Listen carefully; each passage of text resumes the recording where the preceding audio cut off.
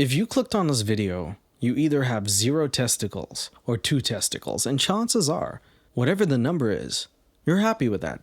Very rarely has someone said, I'd like 1 less or 1 more, because 1 testicle is an odd number.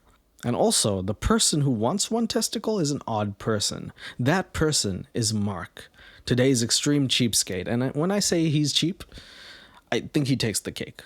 Some people like saving money on shower gel. Maybe some people might even pick up pennies in the toilet. But nobody, and I mean nobody, has said, hey, I got 2 testicles. You take 1. I'll take the money for it. It's borderline crazy, but when I tell you the story of Mark, someone who I actually saw years ago when I was starting YouTube and was so dumbfounded that this person existed, I thought it was a joke. I finally got the courage to do a video on him because I feel like he's not... I don't know if he's a cheapskate so much as he is a masochist, and I'd like an opinion. So that is today's video. If you like it, please consider subscribing. My channel is thriving. Also, follow me on Instagram and give me any ideas for new videos, or just say hello. I'm feeling good. Cool. TLC, the learning channel. What have we learned so far? Don't watch TLC. That's what you learn. Because if you do, you learn about these individuals. Let's take a look at one of the men of extreme cheapskates. Mark Parisi.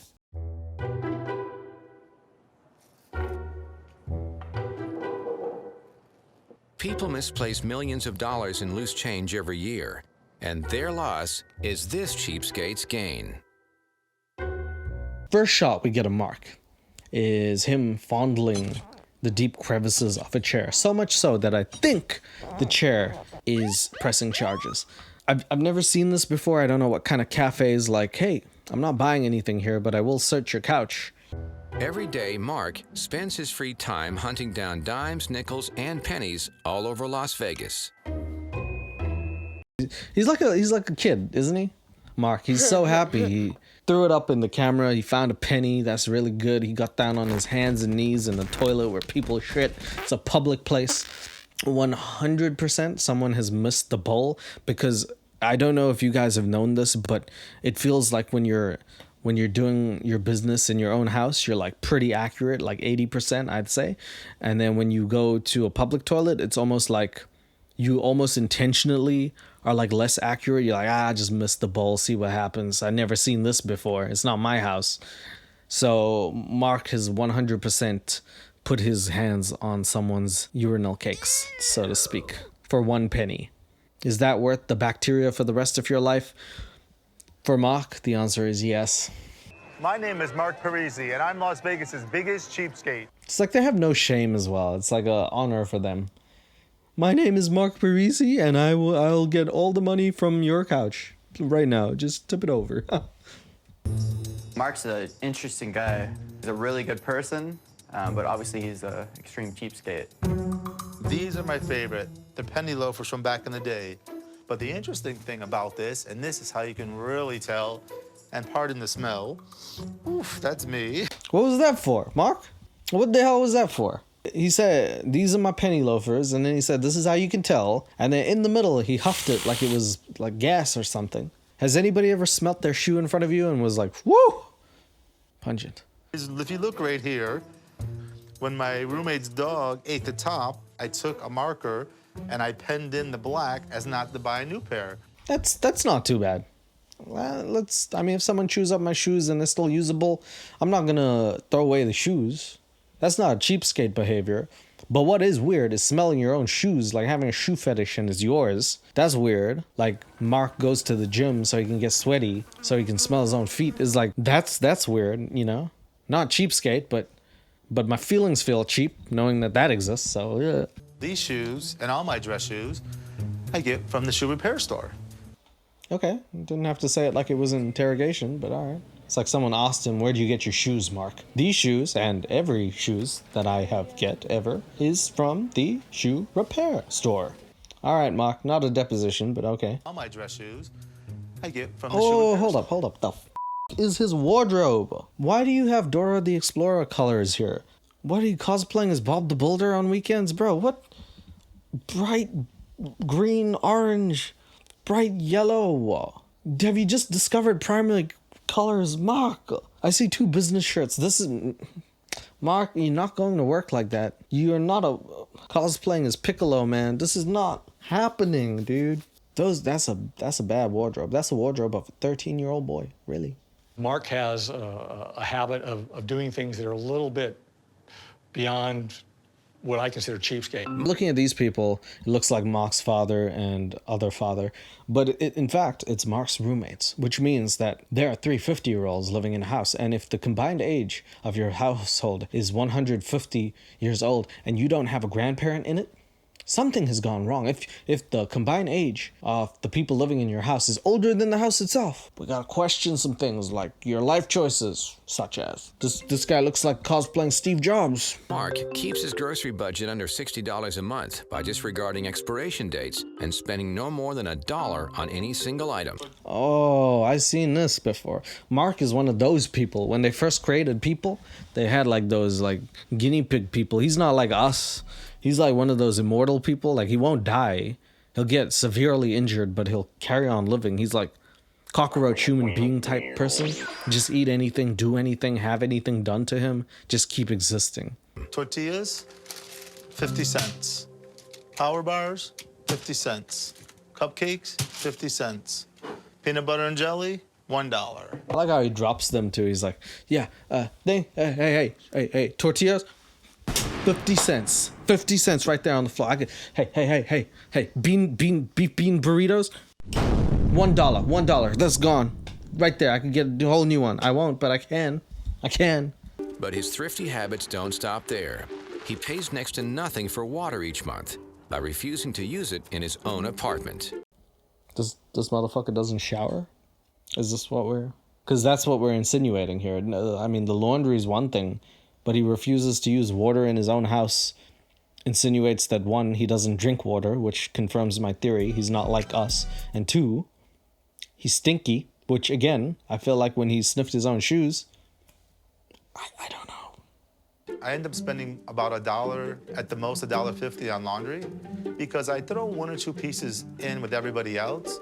So this is the moment of social anxiety that will break me as a human being.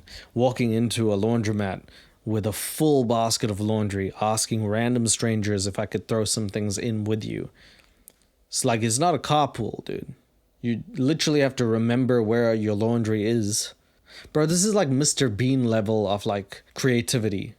And I don't think everybody has given Mr. Bean his flowers, but nobody's using his ideas to propel their life forward, man. Hi, I'm Mark. Would you mind if I throw in some laundry with you? Just a few things, not a lot, maybe a few things. Social anxiety fears him. Hi, I'm Mark. I'd like to throw a few laundry in your laundry hole. Can I throw maybe just a few laundry things maybe in your laundry hole? No. Okay. All right. Mark was severely affected by that. He had like a critical hit. Did you see his head moving? He's like, oh. Okay. Like, in that second, it felt like Mark was like, I should kill him. No, wait, they'll see this. Mark snapped there. He's like 3 clothing items away from a crash out. I could see, yeah, maybe let me borrow a cigarette or something, but the washing machine. Yeah, I wouldn't blame you. I like how they interview these people. Like, would you let Mark put his dirty, shitty underwear in your with your clothes? I mean, his underwear was actually white when it started, but now it's very brown. And we know why. Would you let him do that? Everyone's like, no, dude. I don't care if it's Mark or Fark. It doesn't matter. I'm not letting you blend laundry with me, okay? Wondering if you'd mind if I tossed in a few articles with your laundry? No. That girl, she couldn't even hold it in. Like, no. What the? Is this a joke?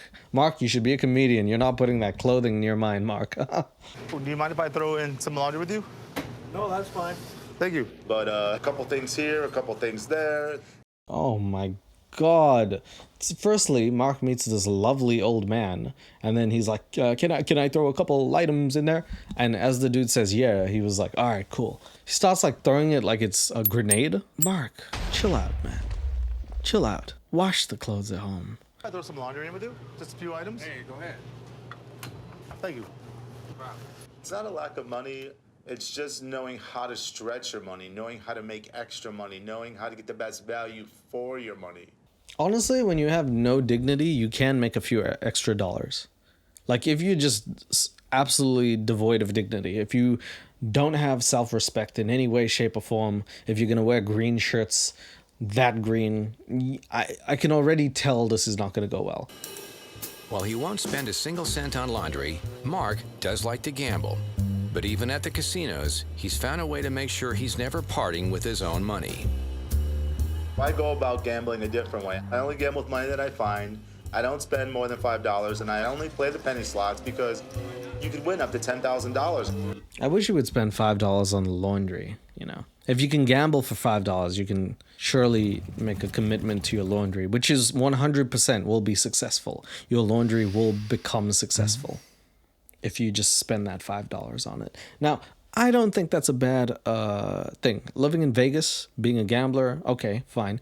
Gambling $5 that is not your own money, actually not the worst thing. He even has a way to make money from it, because apparently in Vegas, and please can someone correct me if I'm wrong, they give you free drinks, and I think it's to incentivize people to keep gambling. I do the exact same thing as Mark. Play the penny gambling, start making money back through drinks, and then just having a good time. So this might be the only rare W Mark takes in this whole series. But I don't know if this is true. I feel like if this is true, a lot of people would go to Vegas and just be like, vodka cranberry, thank you. Would you like anything to drink? Yes, can I please get a vodka and cranberry? Yes. Thank you. If I went to a bar, the drink would cost me $12 to $15. But by coming to a casino, I play the penny slots, win money, and drink for free. Which bar is America $15 for vodka and cranberry? If a bar charged me $15 for vodka and cranberry, the vodka would be blood, okay? Someone's gonna pay for it. And it's not gonna be me, because I'm not paying that money for it. Mark, I see you. We just won again, $8.67. This is what $1 can do. He's kind of like a kid. He feels like a kid, a very like simple man, and I don't know if that's what's going on here. I'm this whole video struggling to find out, is he fully sane? Is there something temporarily blocking his judgment? I'm not sure. But every time I look at him and he interacts with people, I feel like there is a social dissonance that's happening here. This is what $1 can do. Look at how happy he is. Does he laugh like a fucking cartoon character? This is what $1 can do. That's a Vegas ad right there. If they just slapped Vegas after that. This is what $1 can do. It'll make you giddy. Vegas. He won $8 and he's happy. When I'm gambling, I know when to stop. Most people think, oh yeah, I'm gonna keep going. They double and triple. I'm like, no, you gotta know when to walk away. He says that, and 5 minutes, like, if we just keep watching the video, they will get to a point where he's like, you gotta know when to walk away. 5 minutes later, I'm gonna give up one testicle. They're gonna pay me for it. You're not really gonna even walk away from that one, sir. You don't wanna have the same thing in common with the guy from Germany that used to put his hand up in the air and wave it like he just don't care. You don't want that, do you, Mark? He goes around and always looking for things to do to try to save money. How you doing? Good. First time that I realized he was cheap was definitely when he was trying to get me to do every single medical study that I could qualify for. That's not, I don't think that's him being cheap. I think that's him being a mad scientist. So maybe you need to get that checked out, because what's really going to happen is you wake up and then you don't have balls because Mark stole them and sold them. In the past 6 years, Mark has volunteered in more than 100 medical studies, and the riskier the trial, the better it pays. What did he look like before this? Did he have like, I bet you he was like 2 feet taller. He had like, probably had a full head of hair, probably had better judgment. And maybe he was even at the laundromat paying to use it. And then the studies came out. Now Mark is just, he's a shell of himself, literally. When I was doing clinical trials, I would get these scrubs. I would take a pair home. I would use them for daily work, exercise, and for doing other clinical trials. He stole the scrubs? This motherfucker stole clothes from a study? That's baller, man. I've never seen some shit like this before. They're like, we'll give you $1,000. And then he's like, well, look over there. And then he steals their shit as well. That's so gangster. The fact that his house has no photos of anything, I'm pretty sure he was made in a lab. There's no family photos, nothing like that. It's just a white wall, and he's okay to live like that because clearly he doesn't have family. He came out of an egg. These are the Ebola I studied. This is my favorite. Everyone was panicked when my friend and I did this study. Never tested on humans or animals before. We were the first two in the country to have it done.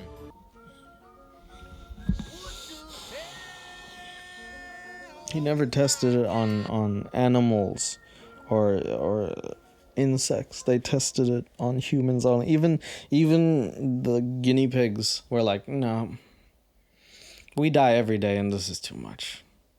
The only people in history that ever said yes to this was Mark and his friend, who he probably fucking said was gonna turn into a superhuman. They gave them Ebola. Mark willingly got that for 5K. What the hell am I watching, man? I've never seen lore this deep. Superheroes die before this happens. Do you know if you gave Superman Ebola, he'd be done for, man? Or Spider-Man, he'd be like, I can't save the world. I can't even save myself. I'm done. Mark over here is like, I got time. The two studies that I'm waiting on that I have not been in yet is a flatline study. This is a really good one. What they do is they stop your heart for 1 minute, but you still breathe. Stay there 14 days, pays $25,000. Shut the up. Are you serious? He looks at the positives, like, they stop your heart, but you still breathe, though. They took half my brain, but I still got half left.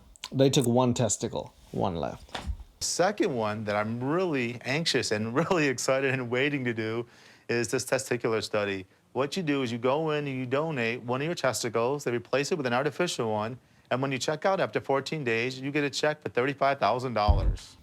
There's no one who's like more hardcore than him. He's genuinely the most hardcore person I've ever seen in my life. I've seen people do some crazy shit. The people on Jackass look like fucking babies compared to Mark. Johnny Knoxville got rammed with a bull up the ass, and I don't think he could even hold a candle to a man who's like, yeah, I'm excited that someone's gonna take my testicle. And that only is happening because the actual thing I wanted to do, die, that's not happening. So I guess you could just take my testicle. How hardcore is this, man? Oh my god, he drives a hardcore car. Look at that. That's a tank. Mark participates in so many clinical trials that he gets free checkups every month to see if he's a good candidate for each study. So what we're doing today is we're gonna go basically for physical examination. He's gonna take some blood, make sure that I don't have I love the swag in his walk. It's like a man who knows that he wants to be flatlined. You can't kill a man who wants to die. Like, this guy is just, he's operating on his own terms. I'm so fascinated with him. I feel like I need to see if anybody knows if I can get in touch with this dude, message me. I'm dead serious. I would love to interview him and be like, Mark, what other things have you tried to do? I want to know. I want to know about Marcus's life story here. So what's motivating you to want to go under the knife and be part of a study like that? the money. So let's think about what you just said. So we're going to lose one of our testicles. We're gonna replace one of our testicles for the money. I love how he's so positive about it. The doctor is like trying to be like, oh, Mark, you're going to lose a testicle. He's like, but I'm gaining money. And they give me a fake one. You can't tell the difference. Maybe, I don't know. It doesn't even matter if you can tell the difference. I'm honest as hell. I got one testicle and I got hope. Okay. Have you ever had your testosterone level measured? No. So what I'd like for you to do is take off your shirt. Okay. And I'll come back in and we'll do a brief exam. Okay. Someone's checking your testicles so that you can remove one of them. You don't understand the severity of the situation. Imagine if someone was like, you have cancer, and you're like, that's not my star sign. And that would just be like, okay, dude, okay. He doesn't understand. He doesn't get it. Being a lab rat, you have to be very healthy. Your lab. You eat food from a different century. You can't say this. Are you sure? Are you sure about the healthy part? Your labs have to be in certain ranges and levels, in a healthy level, to be a healthy control. Now I just want to take a quick listen to your heart. I bet you the doctor didn't find a heartbeat. He's gone. It went. He's one of those Autobots. This is Optimus Prime over here. It might not look like it, but it is. Now, what I'm going to also say is you do have the man boob thing going on. New York doctors for you. Man boob thing going on. You got the man boobs. You got the boobs. He starts feeling them. Look at this. Look at this. Yeah, you never felt boobs like that before, huh? He's like, my wife don't have stuff like this. Damn. Goddamn. Can I take a picture? I want to show her. I say, this is what you need, Tina. Just making up fucking story stuff. When you go get your testicle yanked out as part of this study, that it can make the man boobs bigger. Okay. And it can make your testosterone less. So that would be not in our interest. So the doctor effectively is like, look, you have something that's in older men, they turn testosterone into estrogen, which goes to the titties instead of the bowel sac, right? So now that's a problem. And if you have one less balls, then this is going to be even harder to generate that testosterone, which you need. If your titties get too big, I'm going to have to start inviting you over to my house, and that's going to be bad. So I don't know if that's the cause. I'm just saying. Drop your drawers, and we just kind of, examine both testicles. We rub them between our two fingers. Okay, I like the commentary to Dr. Goldstein. I didn't think we needed it, but... And it looks weird. Cool, thanks. It gets the whole commentary, DVD extras. I guess when you fondle someone, it's pretty awkward. You might as well start doing things to take your mind off it, too. Low testosterone levels affect roughly 39% of men. A low test result for Mark would take him out of the running for the testicular study, and ultimately the $35,000 payday. So unfortunately for Mark, nobody wants the surgery to go through, and it's not in Mark's best interest because if he loses a ball, then the testosterone would be too low, and he needs that to continue living a pretty healthy life. So there's no endorsing this surgery. It's going to be a bad look for him. It's not healthy in any way, shape, or form, and the doctor says it. The interesting part is that Mark doesn't see this as okay, yeah, thank you for telling me, doc. He's sad that he can't rip off a testicle, which just proves my theory. He's not a human. He's a thing though, but he's not human. I'm disappointed that I didn't get into this testicular study, but the doctor told me there's another clinical trial that I can do. There's other trials. Maybe going on testosterone replacement would be a great thing for you. Okay. Have you ever thought about doing that? It's a lot easier. You can rub on the cream. You can shoot yourself in the butt with a shot. This doesn't seem hardcore enough for this man, okay? It's not as hardcore as I'm gonna cut my testicle off and then throw it like I'm Tom Brady into the end zone, okay?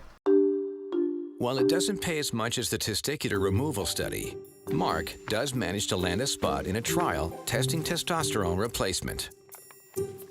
Each one of these pills represents to me a car insurance payment. $75 every Monday, cash, $50 every Tuesday, $125 a week, times 4, $500 a month equals my rent and my car payment. Will Mark ever stop being cheap? He will definitely not. That's just in his nature. I'm more concerned if Mark will stop living and how fast that's gonna happen. Because it seems like any test that they ever have, he will do. And I'm very worried about Mark. Let's read some of the comments that people have to say because I feel like I'm not the only one. Here, okay. I feel so embarrassed when he started asking people if he could throw a few clothes in. Yeah, I mean, not as bad as the testicle thing, but it is pretty bad. You have to be healthy. Eats food from the past decade. He doesn't look too healthy, I gotta be honest with you. This guy's literally risking his life for money that he doesn't want to spend. Mark is just anything, anywhere, all at once. I've never seen a man quite like Mark. I don't know if I'm fascinated or horrified, and that is the beauty of it. I keep looking at him thinking, what's he gonna do next? And although I don't want him to do it, I want to know what it is and why he wants to do it. Mark is an interesting fellow. That is all I'm gonna say. In terms of the cheapskates, he's probably he's at the apex. I don't know if I could call him a cheapskate so much as a psychopath because he is getting money from doing these trials. He's not really saving money. He's just losing body parts for them. We've just never seen that before. Anyway, Mark, if you're out there, I'll pay you $100 to do this interview with me. So if you're listening, if anybody knows Mark, tell him I said that. I want to know about him. I want to help his adventure, fund his lifestyle. I just want to know who he is and what's he doing. Thank you guys for watching this extreme cheapskate. I'll try that again. Thank you guys for watching this Extreme Cheapskates episode. It's been fun. I hope to see you on the next video very soon. And Mark, don't do tests, bro. Okay, sorry. My bad. Love you guys.